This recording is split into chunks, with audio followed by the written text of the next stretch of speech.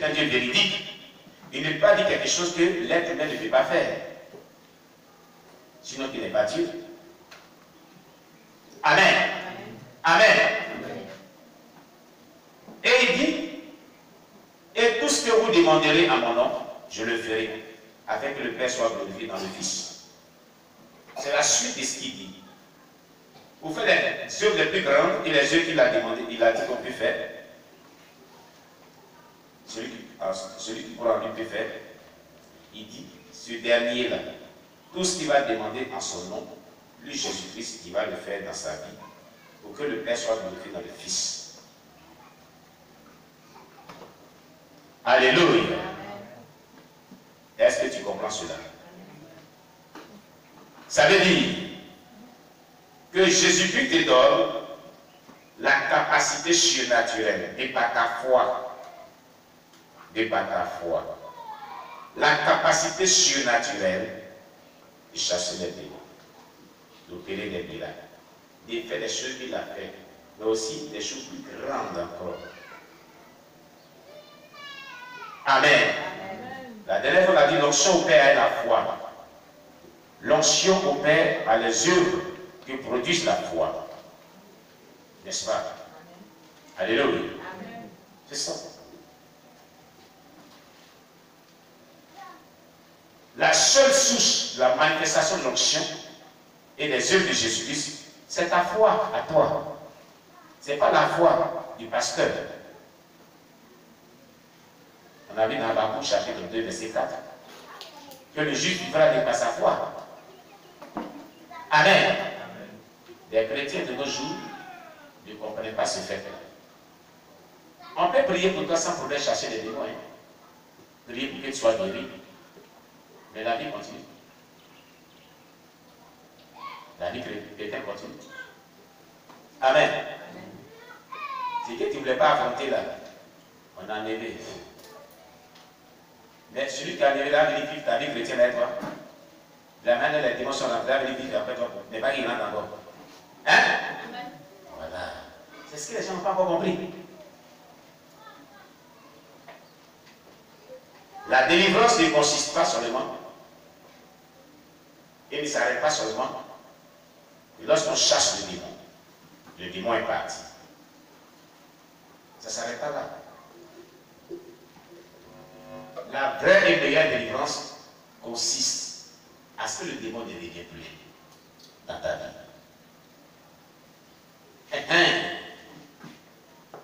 Et là, ce n'est pas une question de chasser le démon maintenant. C'est une question de vivre une foi pure de la sainte doctrine. Une question de vivre, une question d'être capable de préserver et conserver cette délivrance. Jésus a dit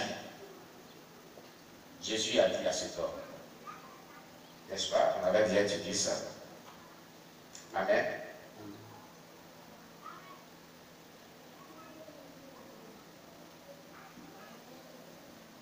Gloire à Jésus. Amen. Il lui a dit, va et ne pêche plus. N'est-ce pas? Amen. On avait lu ça la dernière fois, non?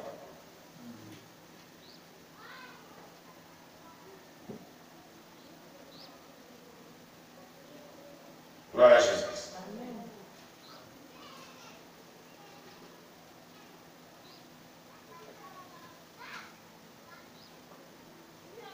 Il dit, va et ne pêche plus. De peur que ta condition ne devienne pire que la première. Amen. Amen. Donc si tu as été délivré et que tu as été libéré, ça ne s'arrête pas là. Tu as constaté un changement.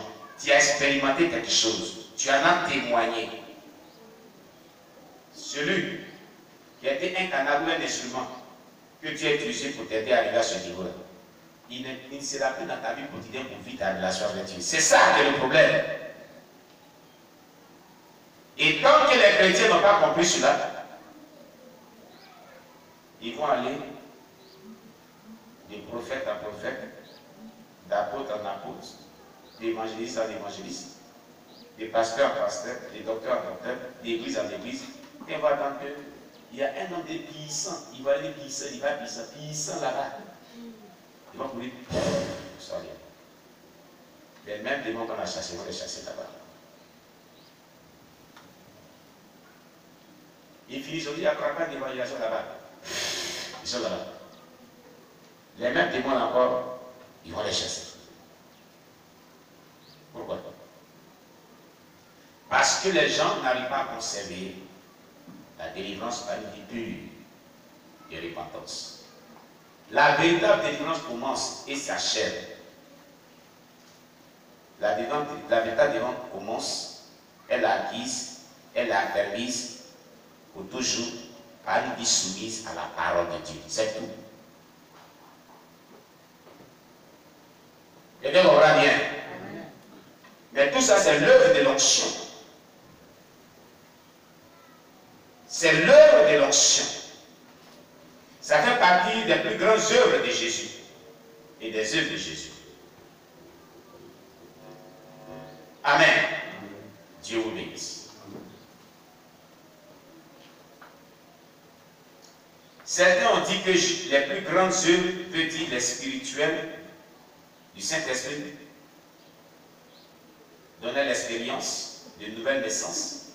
Les autres ont dit que les grandes œuvres veut dire les miracles créateurs, où les organes neufs sont créés, les bras et les pieds qui poussent, etc., etc. Dans Matthieu 15, versets 30 à 31, nous lisons comment Jésus guérit non seulement les malades, mais aussi les estropiés. Oui, même dans le ministère terrestre de Jésus, certaines de ses œuvres faisaient pousser les bras et les pieds coupés. Celles-ci sont tous considérées comme les œuvres de Jésus. Bien sûr, pendant ces jours de la fin, il y aura plus de miracles créateurs. Mais Jésus a promis des œuvres plus grandes. Je crois que des œuvres plus grandes veut dire trois choses. Trois choses. Quantité, qualité et jugement. La quantité, la qualité et le jugement. Jésus-Christ était limité à un corps physique pendant son séjour terrestre. Aujourd'hui, comme les croyants au travers le monde font les œuvres de Jésus, ces œuvres ont multiplié. En d'autres termes, la quantité des œuvres est augmentée. Alléluia. Concernant la qualité, je ne crois pas qu'on peut améliorer une guérison ou un miracle que Jésus a fait. Non. Non et non. Parce que qu'un miracle est un miracle, paraît en lui-même une œuvre du Saint-Esprit, puis fait ses œuvres s'il avait l'occasion. Mais elle n'existait pas pendant son temps en Israël. Au temps de Jésus, ces gens de miracles n'existaient pas. Amen. On ne peut pas du tout douter sa capacité. Voici quelques opportunités pour les œuvres les plus grandes d'aujourd'hui. Premièrement, il y a de nouvelles afflictions et maladies qui n'existent pas pendant des temps anciens. Amen. Aujourd'hui, on a le corona. Amen. Amen. Est-ce que le corona a existé pendant les temps anciens? Non. Mais là, on doit voir les personnes, par la foi, exercer la puissante fonction pour des guérisons instantanées du corona, sans aide médicale. Voici un exemple à part. Une autre réalité de ce temps de maintenant que de la réalité du temps de Jésus-Christ, qui est différent, disons. Amen. Amen. Amen. Donc je disais tantôt, il y a de nouvelles afflictions et maladies qui n'existaient pas pendant les temps anciens, que nous, cette génération, pouvons profiter pour faire les œuvres plus grandes. Par exemple, les afflictions provoquées par la radiation atomique, les monceaux, des métaux plaies, dans le corps, qui sont des plaies dans le corps, qui disparaissent ou qui se transforment en os, etc., etc. Ça peut se faire. On peut vraiment, par la foi et l'onction que Dieu, on demande à Dieu, manifester une grande onction pour que ces gens de maladies disparaissent du corps et par la puissance manifeste de l'onction de Dieu, s'appuyant sur notre foi. Alléluia. Alléluia. Amen. Deuxièmement, la transmission d'onction aujourd'hui au travers des satellites modernes, les inventions techniques telles que les radios, vidéos, bandes, Internet, Android. Alléluia. Amen. WhatsApp et autres. Alléluia. Amen. Où les millions de personnes peuvent être guéries en même temps par la même onction au travers d'un vase. Alléluia. En un mot de commande donné par satellite pour chasser des millions de démons dans plusieurs nations. Je vais dire par exemple, quelqu'un peut être ici, et c'est ce qui s'est passé l'année passée ici. Une prière de 12h à 14h, n'est-ce pas? On faisait des prières lyriques à caractère prophétique ici. Et pendant qu'on faisait ces prières lyriques à caractère prophétique ici, le témoin est encore là. Et j'ai même encore cette audio-là qui est encore là. La maman Bichou Kofi se tourne au Gabon. En priant intensément et aussi en répétant des prières lyriques à caractère prophétique, va être saisie puissamment par le Saint-Esprit. Elle dit dans ce récit que ses deux bras ont commencé à devenir lourds. Et ont commencé à lui faire mal, très mal. Elle était dans sa chambre. Et pendant ce temps, une femme institutrice, enseignante, qui venait donner chaque fois les cours aux enfants, était venue donner des cours à ses enfants. Et elle est sortie de la chambre en répétant ses prières lyriques à caractère prophétique.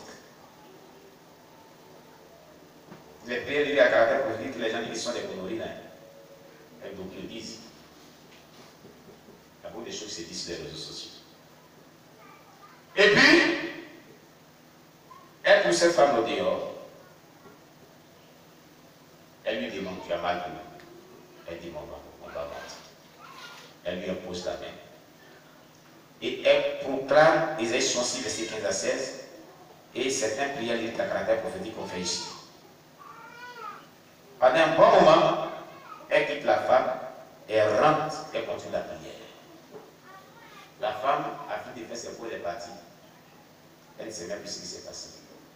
Elle a fait ses prières. Des jours plus tard, la femme revient pour un témoignage. Elle est opérée depuis longtemps. Il y avait mal. Alléluia. Amen. Et puis cette femme, elle, le même jour que cette action a été posée dans sa vie, elle allait dormir. Il y a un serpent qui est sorti d'elle. Un gros serpent noir.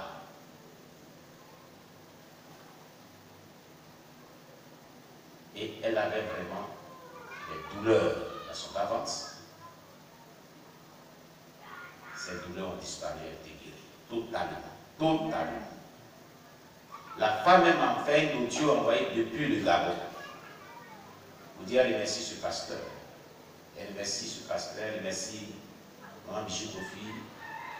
Elle a exhorté les gens vraiment à prier intensément, à continuer cette œuvre. Et elle a reçu sa guérison, sa délivrance. C'est de son ici. Avec les inventions qu'on a aujourd'hui, l'Internet et autres, à des kilomètres et kilomètres de distance, Dieu peut opérer un miracle de ce genre, à l'onction du Saint-Esprit. Et c'est ça l'onction. Depuis ici, à tel côté, au Père de miracle, au Père de délivrance, véritable. Ça n'a suivi une grande persécution sur l'avènement de Jésus. C'est ce que vous avez relaté la dernière fois. C'est l'œuvre de l'onction.